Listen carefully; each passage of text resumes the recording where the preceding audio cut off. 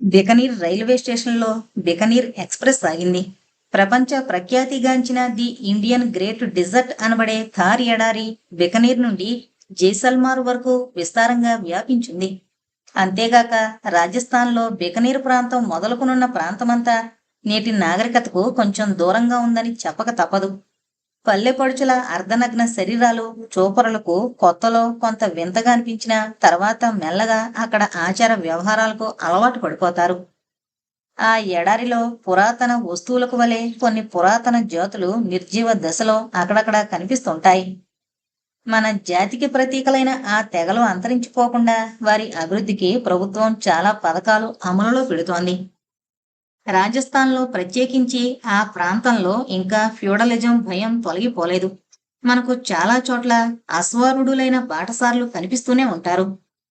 Bikaner railway స్టేషన్లో క్రూసర్ బృందం రైలు దిగ్గానే టాంగాల వాళ్ళు ఒక్కసారిగా చుట్టుముట్టారు. బికనీర్లో ఎక్కడ చూసినా గుర్రపు బళ్లే దర్శనమిస్తుంటాయి. బృందమంతా 2 టాంగాలలో ప్రీతం రెస్టారెంట్కు చేరుకున్నారు. అప్పటికే రంజిత్ కృషి వలన ప్రీతంలో ఒక కాటేజ్ రిజర్వ్ చేయబడింది. కాలకృత్యాలు పూర్తి చేసుకుని మీల్స్కు ఆర్డర్ ఇచ్చారు. రాజస్థాన్ స్వీట్స్ ప్రపంచ ప్రఖ్యాతి పొందినవైతే అందులో బికనీర్కు అగ్రతాంబూలం ఉంది. ఏర్పాటు చేసిన మీల్స్లో సగభాగం స్వీట్స్ ఆక్రమించుకుని ఉంటాయి. భోజనాలు పూర్తి కాగానే చకచక ప్రయాణ సన్నాహాల్లో మునిగిపోయారు. సార్, మన ప్రయాణానికి సుమారు ఎంతకాలం పడుతుందంటారు? అడిగాడు రంజిత్. పెదవి విరిచాడు బెనర్జీ. మనం కరెక్ట్గా ఎలా చెప్పగలం మిస్టర్ రంజిత్? ఇది కేవలం ప్రయాణం కాదు కదా. కొన్ని రోజులు పట్టొచ్చు, లేదా కొన్ని నెలలు చాలకపోవచ్చు. ఒకవేళ జైసల్మార్ వరకు వెళ్ళినా ప్రయోజనం లేకపోవచ్చు. నిజమే సార్. అందుకే ఒక పని చేద్దాం. మనం దాదాపు నెల రోజులకు సరిపోయే రేషన్ తీసుకుని వెళదాం.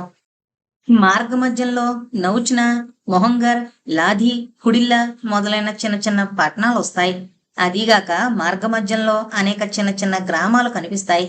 ఆ గ్రామాలలో స్థానికంగా లభించే ఆహార పదార్థాలతో కాలక్షేపం చేస్తూ జనావాసం లేని ప్రాంతాల్లో రేషన్ ఖర్చు పెట్టుకుంటూ ప్రయాణం చేద్దాం, చెప్పాడు తన ప్రణాళికను రంజిత్. వెల్ మిస్టర్ రంజిత్, సరిగ్గా నేను కూడా ఇదే ఆలోచనలో ఉన్నాను. ఆ రకంగా చేయడం వలన మనకు శ్రమ, ధనం, కాలం అన్నీ కలిసొస్తాయి. ఇకపోతే మనం ప్రయాణం జీపులో చేయడమా లేక ఒంటెలు మాట్లాడుకోవడమా? అడిగాడు బెనర్జీ. రంజిత్ను బెనర్జీ తమలో ఒకరుగానే ఎంతో అభిమానంగా చూసుకుంటున్నాడు. ఆ అభిమానానికి రంజిత్ ముగ్ధుడవుతున్నాడు. సార్, మనం ప్రయాణం త్వరితగతిన చేయాలంటే జీప్ ఉంటేనే సుఖం. అదీగాక ప్రయాణం జీపులో చేయడం వల్ల మనకు ప్రత్యేకించి వేరే షెల్టర్లు అక్కర్లేదు, అన్నాడు నవీన్. Correct sir. నవీన్ చెప్పినట్లు జీపులో ప్రయాణం అయితే కాస్త పెద్దవారైన మీకు కూడా సుఖంగా ఉంటుంది, సమర్థించాడు లాల్. అప్పటి వరకు ఆలోచనలో మునుగున్న రంజిత్ చర్చలో జోక్యం చేసుకుంటూ అన్నాడు. సార్, కష్టసుఖాల కన్నా లక్ష్యం ముఖ్యం. కాబట్టి నాకొక అభిప్రాయం ఉంది. అది అందరికి ఇష్టమైతే ఆ ప్రకారమే చేద్దాం, లేదా మీ ఇష్టం, అన్నాడు. చెప్పు మిస్టర్ రంజిత్, అన్నాడు మోహిత్. సార్, సరాసరి ప్రయాణం చేసేటట్లయితే జీప్ తీసుకోవచ్చు. కానీ మంది కేవలం ప్రయాణం కాదు కదా, అన్వేషణ. ఎడారిలో మూల ప్రాంతాలు కూడా గాలించాల్సి రావచ్చు. అలాంటి ప్రయాణాలకు ఒంటి కన్నా మించిన సాధనాలు లేవు. అదీగాక జీపుకు మనం ఎంత పెట్రోల్ స్పేర్గా తీసుకువెళ్ళగలం? మధ్యలో పెట్రోల్ అయిపోయినా ఏదైనా రిపేర్ వచ్చినా మనం ఇబ్బందిలో పడిపోతాం కదా. అదీగాక ఆర్థికంగా చూసినా మనకు జీప్ కన్నా ఒంటెలే తక్కువ ఖర్చుతో సమకూరుతాయి, అన్నాడు రంజిత్. 2 నిమిషాలు ఆ గదిలో మౌనం రాజ్యం వెళ్ళింది. మీ ఆలోచన బాగానే ఉంది రంజిత్. ఒక జీప్ అయితే అందరికీ సరిపోతుందనుకున్నాను. ఇప్పుడు ఒంటెలైతే మొత్తం 5 కావాలి. మనకు ఎలా లభిస్తాయి? అడిగాడు నవీన్. ఒంటెల గురించి మనమేమీ కంగారు పడవలసిన పనిలేదు, అంటూ ప్రొఫెసర్ వైపు తిరిగి, సార్, నాకు మీరు అనుమతిస్తే ఇక్కడ నాకు తెలిసిన ఒంటెల వ్యాపారి ఒకరున్నారు. సాధ్యమైనంత వరకు ఒంటెలను అద్దె పద్ధతి మీద తీసుకుని వద్దాం. అంతగా కుదరకపోతే ఖరీదు చేసేద్దాం. మన ప్రయాణం పూర్తయిన తర్వాత కొద్ది డబ్బులు మినహాయింపు మీద మళ్ళీ ఆ వ్యాపారికి అమ్మేయచ్చు, అన్నాడు Ranjith. Very good mister Ranjith. మీరు వెంటనే ఆ ఒంటెల వ్యవహారం చూడండి. ఈలోపు అవసరమైన వస్తువులు మేం ఖరీదు చేస్తాం, అన్నాడు బెనర్జీ. ఓకే సార్, అంటూ బయటకు నడిచాడు రంజిత్. రంజిత్ తనకు తెలిసిన ఒంటెల వ్యాపారి సుగాడియా దగ్గర నుండి 5 ఒంటెలను అద్దె పద్ధతిపై తీసుకొచ్చాడు. ఒక్కొక్క ఒంటెకు నెలకు 100 రూపాయల చొప్పున అద్దె చెల్లించాలి. ఒంటెను సరైన పరిస్థితుల్లో వాపసు చేయలేకపోతే ఒంటెకు 1000 రూపాయలు చొప్పున నష్టపరిహారం కింద చెల్లించే ఏర్పాటుపై ఒంటెలను మాట్లాడి తీసుకొచ్చాడు. ఒంటెలు భారీగా దృఢంగా ఉన్నాయి. వాటిని పరికించి సంతృప్తి చెందారు ప్రొఫెసర్ బృందం. బెనర్జీ ఎడారి ప్రయాణానికి అవసరమైన సామాగ్రంతా ఖరీదు చేసుకొచ్చాడు. ఇసుకలో నడవడానికి పనికొచ్చే బూట్లు, పల్చని రెడీమేడ్ దుస్తులు, 2 ఫోల్డింగ్ టెంట్స్, నీరు నిల్వ చేసుకునే తోలుతిత్తులు, గాగుల్స్, హెల్మెట్స్ తదితర వస్తువులన్నీ తీసుకొచ్చాడు Banerjee. Tinned food, biscuits, chocolates, medical kit అంతా స్పెషల్ ప్యాక్ చేయించి తీసుకొచ్చాడు. సామాన్లన్నీ సర్దుకోవడం పూర్తయిన తర్వాత భోజనాలు ముగించి విశ్రాంతి తీసుకుంటుండగా అడిగాడు రంజిత్. సార్, మీ నలుగురిలో రివాల్వర్స్ ఎవరి దగ్గరన్నా ఉన్నాయా? రంజిత్ హఠాత్తుగా అడిగిన ఆ ప్రశ్నకు అంతా ఆశ్చర్యంగా చూశారు. రివాల్వర్లతో మనకు అవసరం ఉంటుందంటావా? అడిగాడు బెనర్జీ. ఏమో సార్, ఎవరు చెప్పగలరు? మన దగ్గర ఆత్మరక్షణకు ఆయుధాలుండడం మంచిది కదా అన్నాడు రంజిత్. మౌనంగా వారి సంభాషణ ఆలకిస్తోన్న నవీన్ చటుక్కున లేచి, వెల్ సెడ్ మై ఫ్రెండ్, నా దగ్గర ఒకే రివాల్వర్ ఉంది. గురిలో నేను మంచి ఎక్స్పర్ట్ను అన్నాడు. ఎస్ మిస్టర్ రంజిత్, నవీన్ నా అసిస్టెంట్ కాకమునుపు ఐపీఎస్ ఆఫీసర్. అతనికి రివాల్వర్లో మంచి నైపుణ్యమే ఉంది అన్నాడు Banerjee. Very good. Mister Lal, మీకు రివాల్వర్ పేల్చడంలో ప్రవేశం ఏమైనా ఉందా? అడిగాడు. పెద్దగా నైపుణ్యం లేకపోయినా రివాల్వర్ ఉపయోగించడం నాకు బాగా తెలుసు. నేను టోక్యో షూటింగ్ క్లబ్ ఎగ్జిక్యూటివ్ మెంబర్ని. ఆ క్లబ్లోనే నేర్చుకున్నాను చెప్పాడు లాల్. వెల్, నా దగ్గర ఒక రివాల్వర్, ఒక మిషన్ గన్ ఉన్నాయి. రివాల్వర్ మిస్టర్ లాల్కి ఇస్తాను. మిషన్ గన్ నా వెంట ఉంటుంది. ఓకే అన్నాడు Ranjit. Thank you mister Ranjit, మెరుస్తున్న కళ్ళతో అన్నాడు లాల్. Very good. ఇక మన ప్రయాణం సజావుగా కొనసాగించొచ్చు అన్నాడు రంజిత్. మిస్టర్ రంజిత్, నిజంగా మీరు లేకపోతే ఈ ప్రయాణంలో కొన్ని ఇబ్బందులు పడేవాళ్లమే. నిజంగా దైవ నిర్ణయం ఎంత విచిత్రంగా ఉంటుంది అన్నాడు Banerjee. It is absurd. Ranjith మన బృందంలోకి రావడానికి దైవ నిర్ణయానికి పొంతన కూర్చడంలో ఔచిత్యం ఏమిటో చెప్పగలరా? వెంటనే వాదనకు పూనుకున్నాడు డాక్టర్ మోహిత్. ఓ సారీ సార్, నా రాక గురించి మీరు వాదించుకోవడం నాకు ఇష్టం లేదు.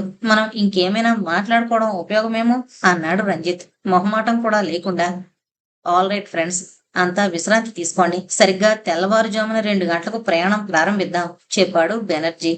అంతా గుడ్ నైట్ చెప్పుకొని విశ్రమించారు. ఎండ నిప్పులు చెరుగుతోంది. వెచ్చటి గాలులు ప్రచండంగా వీస్తున్నాయి. సూర్యరశ్మి ఇసుకపై పడి ప్రతిఫలించి బంగారు రేణువుల్లా మెరుస్తున్నాయి ఇసుక కణాలు. సమయం మధ్యాహ్నం 2 గంటలు దాటింది. థార్ ఎడారిలో 5 ఒంటెలు ఒకదాని పక్కగా ఒకటి నడుస్తున్నాయి. ఆ 5 ఒంటెల మీద ప్రొఫెసర్ బృందం ఉన్నారు. దాదాపు 2 గంటల నుండి కొంచెంసేపు విశ్రాంతి తీసుకోవడానికి అనువైన ప్రదేశం కనబడుతుందేమోనని అన్వేషిస్తున్నారు. తోలుతిత్తుల్లో నిల్వ చేసుకున్న నీళ్లు కూడా అయిపోవచ్చాయి. మంచినీళ్లు తాగకుండా చాక్లెట్స్ చప్పరిస్తూ గడుపుతున్నారు దాదాపు 4 గంటల నుండి. అప్పుడే మనుషులంతా సగం చిక్కుపోయినట్లు కనిపిస్తున్నారు. ఒంటెలు కూడా మెల్లగా ఈడ్చుకుంటూ నడుస్తున్నాయి, నోటి వెంట చొంగ కాల్చుకుంటూ. ఈ వాటికి మనం ప్రయాణం ప్రారంభించి వారం రోజులైందన్నమాట అన్నాడు Banerjee day and date watch చూసుకుంటూ. అవును, ఇంతవరకు ఆ పాడుబడిన గుడి ఎక్కడో కనిపించలేదు. మనం అణువణువు గలిస్తూనే ఉన్నాం. ఇక తిరిగి వెళ్లడం మంచిదేమో. హెల్మెట్ లో నుండి కారుతున్న స్వేదాన్ని కర్చీఫ్తో అద్దుకుంటూ అన్నాడు మోహిత్. మోహిత్ కంఠంలో నిరాశ, నిస్పృహ ధ్వనించాయి. మీరప్పుడే అలా నిరాశ చెందితే ఎలా మిస్టర్ మోహిత్? ఇంకా మనం ఆలయ ప్రాంతాన్ని కాదు కదా, సియాన్ ప్రాంతాన్ని కూడా చేరలేదు కదా అన్నాడు బెనర్జీ. అంతలోనే కొంచెం ముందుగా వెళ్లిన రంజిత్, నవీన్ వేగంగా వెనక్కొచ్చారు. హరియప్, దగ్గరలోనే మంచి ఓయాసిస్ ఉంది ఆనందంగా అరిచారు ఇద్దరు. ఆ మాట వినగానే మిగిలిన వారికి ప్రాణం లేచొచ్చినట్లయింది. మరో 10 నిమిషాలకు ఆ ప్రదేశానికి చేరుకున్నారంతా. ఆ ప్రదేశమంతా ఎడారి ప్రదేశంలా లేదు. చక్కగా పెరిగిన ఓ వృక్షాలతో, ఖర్జూరపు చెట్లతో సస్యశ్యామలంగా ఉంది. పక్కనే ఉన్న ఓ తటాకం అక్కడ వృక్ష సంపదకు మూలాధారంగా ఉంది. ఆ ఒయాసిస్ ఇంకా ఎడారి వాసుల కంట పడినట్లు లేదు. అక్కడ నరసంచారం సూచనలేమీ కనిపించడం లేదు. ప్రొఫెసర్ బృందం మూలలు అన్వేషిస్తూ ఉండడం వలన ఆ తటాకం వారి కంటపడింది. వెంటనే అక్కడ దిగి ఒంటెలకు కడుపు నిండా నీరు తాగించి పచ్చిక మీద కొదిలారు. ఈలోపు నవీన్, లాల్లు కలిసి 2 టెంట్లు వేసేశారు. ప్రొఫెసర్ తోలు తిత్తుల నిండా నీళ్లు నింపి తెచ్చాడు. డాక్టర్ మోహిత్ మాత్రం ఆవురావురుమంటూ బిస్కెట్ ప్యాకెట్ల మీదకు దండయాత్ర ప్రారంభించాడు. 10 నిమిషాలు గడిచాయి. అల్పాహారంతో అందరి ఉదరాగ్ని కొంచెం చల్లారింది. చల్లని నీళ్లు గొంతు దిగ్గానే ముఖంలో పోయిన కళ తిరిగొచ్చింది. నవీన్, లాలులు ఏవైనా చిన్న జంతువులు దొరుకుతాయేమోనని చెరుక వైపు బయలుదేరారు. రంజిత్ కిరోసిన్ స్టవ్ మీద ఎడారి ఎలకలను ఏపుగా వేయిస్తున్నాడు. మిస్టర్ రంజిత్, మనం ఇంకా ఎన్ని రోజుల్లో సియాన్ ప్రాంతాన్ని చేరగలం? అడిగాడు బెనర్జీ. 2 క్షణాల సేపు ఏదో గుణించుకున్నాడు రంజిత్. మనం ఇప్పుడు సియాన్ ప్రాంతం వైపే ప్రయాణం చేస్తున్నామని నా నమ్మకం సార్. ఎందుకలా చెబుతున్నానంటే, మనం ఇప్పుడు సియాన్ ప్రాంతాన్ని స్పష్టంగా గుర్తించడం చాలా కష్టం. ఒకప్పుడు సియాన్ ప్రాంతం చాలా కళకళలాడుతూ వైభవపేతంగా ఉండేది. అక్కడ సమూహంగా ఉన్న తటాకాలను ఆధారం చేసుకుని ఘోరంగా అనే జాతి వాళ్ళు నివసిస్తుండేవారు. వాళ్ళు అక్కడ చక్కని ఖర్జూరపు పంట పండించేవాళ్ళు. అయితే కాలక్రమంలో ఆ స్థలం ఎడారి దొంగల దృష్టిలో పడింది. తరచూ జరిగే వాళ్ల దాడులకు తట్టుకోలేక ఆ భూరంగా జాతి వాళ్ళు పలాయనం చిత్తగించారు. అప్పట్నుండి ఆ ప్రదేశం ఎడారి దొంగల ఆధీనంలోనే ఉందని మా తాత చెప్పేవాడు. బోరుంగా జాతి ఉండగా మామూలు ప్రపంచంతో ఉన్న కొద్ది సంబంధ బాంధవ్యాలు ఆ ప్రదేశం ఎడారి దొంగల ఆధీనంలోకి రాగానే బందైపోయాయి. చివరికి ఆ స్థలం పేరు ఎడారి దొంగల గురించి పిల్లలకు చెప్పే కథల్లో తప్ప మరెక్కడా ప్రస్తావించబడ్డం లేదు, చెప్పాడు రంజిత్. బెనర్జీ కళ్ళల్లో నిరాశ కదలాడింది. అంతలో బయట నుండి లాల్ హడావిడిగా పరుగు తీసుకుని వచ్చాడు. అతని చేతిలో 2 గుడ్లు మెరుస్తున్నాయి. ఆ 2 తెల్లగా మామూలు కోడిగుడ్లకు దాదాపు 5 రెట్లు పరిమాణంలో ఉన్నాయి. ఆ గుడ్లను చూడగానే డాక్టర్ మోహిత్ ఉప్పొంగిపోయాడు. ఎక్కడ దొరికాయివి? ఇంకా ఉన్నాయా? సంభ్రమంగా అడిగాడు. వాటి వైపు పరిశీలనగా చూసిన రంజిత్ అదిరిపడ్డాడు. వెంటనే వాటిని అందుకుని, మిస్టర్ లాల్, ఇవి ఎక్కడ దొరికాయి అని అడిగాడు ఆదుర్దాగా. రంజిత్ ఎందుకలా కంగారుగా అడిగాడో అర్థం కాలేదు లాల్కు. అదిగో ఆ ఇసుక గుట్ట కనిపించడం లేదు. ఆ గుట్టెక్కి అవతలకు వెళ్ళాను, అక్కడున్నాయి. ఇంకా దాదాపు 10-15 గుడ్లుంటాయి. చేతుల్లో ఎమడక 2 తెచ్చాను అన్నాడు లాల్ ఇసుక గుడ్లను వేలితో చూపిస్తూ. 15 అనగానే మోహిత్లో ఉత్సాహం పరవళ్ళు తొక్కింది. త్వరగా వెళ్ళు, ఇదిగో ఈ సంచి తీసుకుని వెళ్ళి మొత్తం తీసుకురా అరిచాడు. ప్లీజ్ డాక్టర్ మోహిత్, నేను చెప్పేది ఏమైనా వినిపించుకుంటారా లేదా? అసహనంగా అరిచాడు రంజిత్. ఆ అరుపుకు ఈ లోకంలోకి వచ్చారిద్దరు. మిస్టర్ లాల్, ఆ గుడ్లు చాలా ప్రమాదకరమైనవి. వెంటనే వెళ్లి అవి ఎక్కడ తీశారో అక్కడే ఉంచేయండి అన్నాడు రంజిత్. ఇంతకు ఆ గుడ్లు ఏంటి మిస్టర్ రంజిత్? కుతూహలంగా అడిగాడు బెనర్జీ. అవి ఒక రకమైన ఉష్ట్రపక్షి గుడ్లు సార్. ఉష్ట్రపక్షికి మన కృతజ్ఞతలు చెప్పాలి బ్రదర్.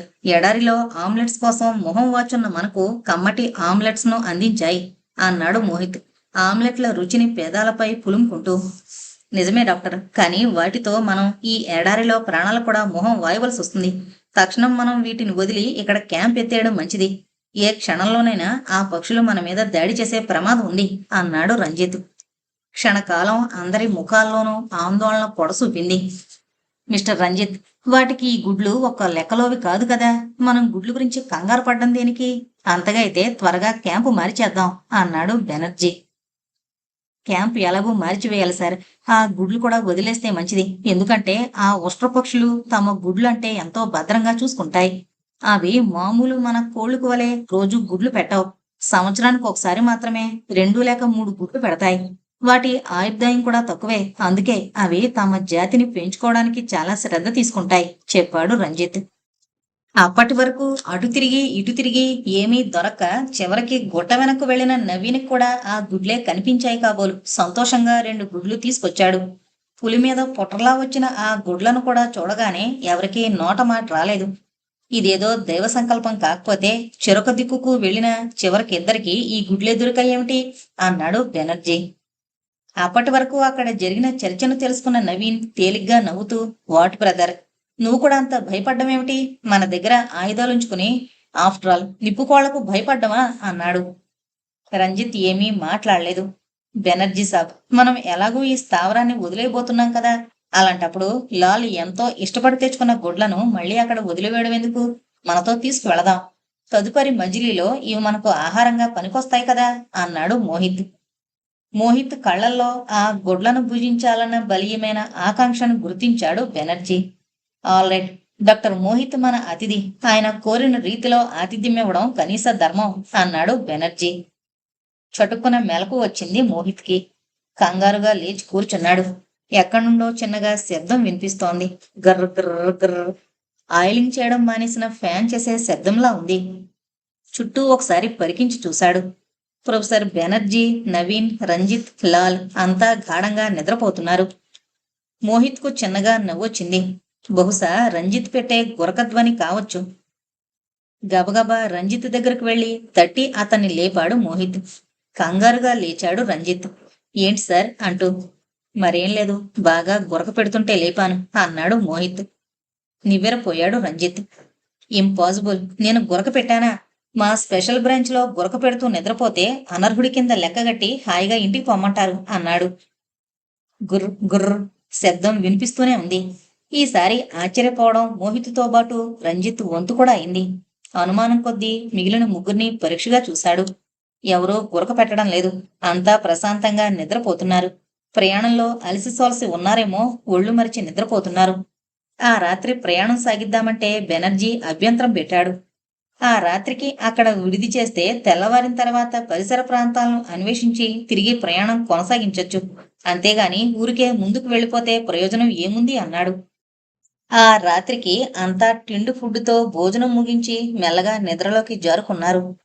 ఆ గాఢ నిద్రలో నుండి గుర్రు గుర్రు శబ్దమే మోహిత్ను మెలకువలోకి తెచ్చింది. రంజిత్ ఓసారి టెంటను పరిశీలించాడు.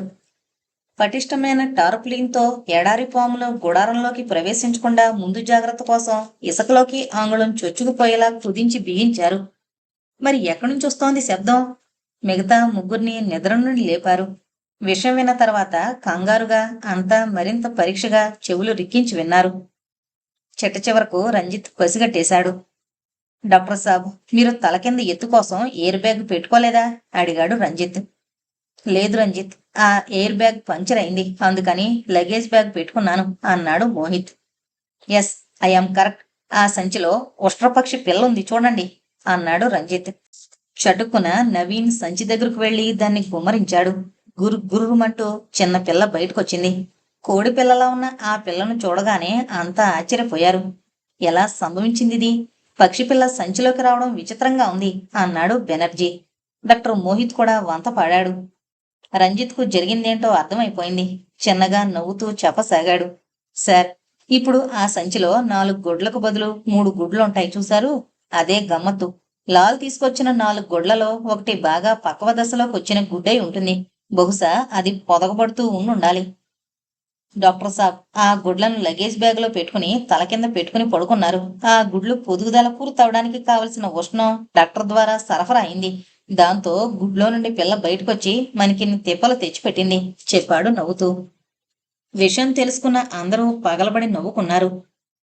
అరుస్తున్న పిల్లను తిరిగి సంచిలో పెట్టేసి అంతా తిరిగి నిద్రకుపక్రమించే సమయంలో బయట పెద్దగా గందరగోళం వినిపించింది.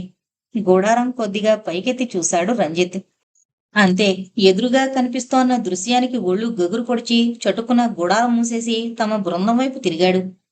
రంజిత్ మొహంలో కనిపిస్తోన్న ఆందోళన ఛాయలు చూడగానే బెనర్జీ కంగారుగా అడిగాడు. ఏమైంది మిస్టర్ రంజిత్? ఏంటా ధ్వనులు? ప్రమాదం ముంచుకొచ్చేస్తోంది సార్. ఉష్ట్రపక్షులు మందలుగా మన మీదకు దాడికొస్తున్నాయి. రంజిత్ మాట ముయ్యకుండానే టార్పులిన్ గుడారం మీద టప్టపా శబ్దం వినిపించింది. ఆ శబ్దానికి అందరి గుండెలు అవిసిపోయాయి. రంజిత్ గుర్రుగా డాక్టర్ మోహిత్ వైపు చూశాడు. వద్దన కొద్దీ ఆ గుడ్లు తీసుకొచ్చారు. అవి మనల్ని వెతుక్కుంటూ వచ్చాయి. ఇప్పటిక ప్రాణాలు అనబోతూ ఉంటే బెనర్జీ అడ్డుపడ్డాడు. ప్లీజ్ రంజిత్, మనకిప్పుడు మాటలు కాదు ముఖ్యం, అటాక్ దెమ్ అంటూ అరిచాడు. రంజిత్ మాటలకు మోహిత్ ముఖం కొంచెం నల్లబడింది. అయినా తమాయించుకున్నాడు. అప్పటికే Ranjith, Lal mini machine gun revolver అందుకున్నారు. నవీన్ కూడా రివాల్వర్ అందుకున్నాడు. వాటిని అటాక్ చేయాలంటే బయటకు రావాలి. బయటకు రావడానికి వాటి శక్తిని అంచనా వేయలేకపోతున్నారు. చివరికి టెంట్లోనే ఉండి వాటిని ఎదుర్కోవాలని నిర్ణయించుకున్నారు.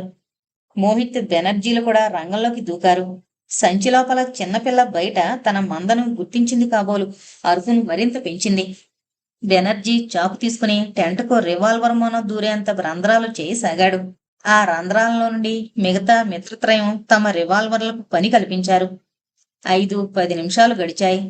అమ్యునియేషన్ వృధా అవుతుందే తప్ప ఉష్ట్రపక్షుల దాడి ఉధృతమేమీ తగ్గలేదు.